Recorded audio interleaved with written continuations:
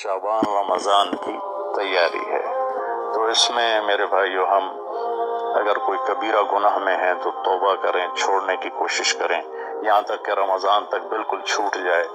کسی سے لڑے ہوئے ہیں تو منانے صلح کی کوشش کریں یہاں تک کہ رمضان تک صلح ہو جائے۔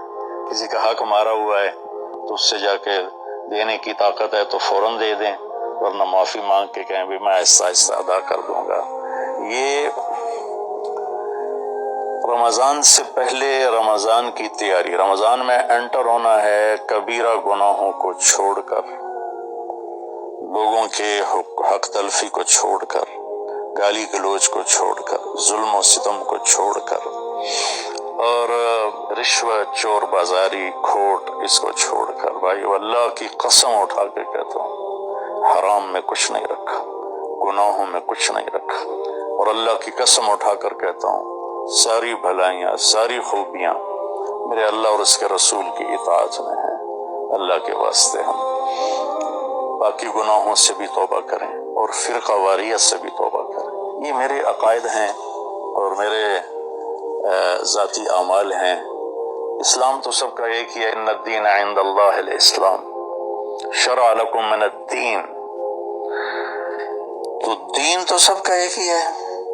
آگے چھوٹی چھوٹی باتوں پہ فرقے بن گئے ہیں، جنازے کے بعد دعا پڑھنی یا نہیں پڑھنی اس پر ہی فرقہ بنا پڑا ہے۔ تو اتنی چھوٹی باتوں میں ہم الجھ گئے ہیں۔ ساری دنیا کتنے خطرے سے گزر رہی ہے، اور کورونا ایک وبا اور وبال ہے، ایک عذاب ہے۔ ہم توبہ کریں باقی گناہوں سے اور فرقہ واریت سے۔ دیکھو میں ہاتھ جوڑتا ہوں، علماء سے بھی کہتا ہوں یہ دیوبندی بریلوی والا میدان جنگ بند کر دو، یہ شیعہ سنی والا میدان جنگ بند کر دو، یہ حنفی مالکی شافعی حنبلی سلفی یہ میدان جنگ بند کر دو۔ انشاءاللہ جو بھی قرآن اور حدیث کو سامنے رکھ کر عمل کر رہا ہے اللہ کا فضل اس پر چھائے گا اور وہ ایک دن ضرور جنت میں جائے گا۔ اگر اس کا غلط مطلب بھی سمجھا ہے تو اللہ جو چاہے گا فیصلہ کرے گا۔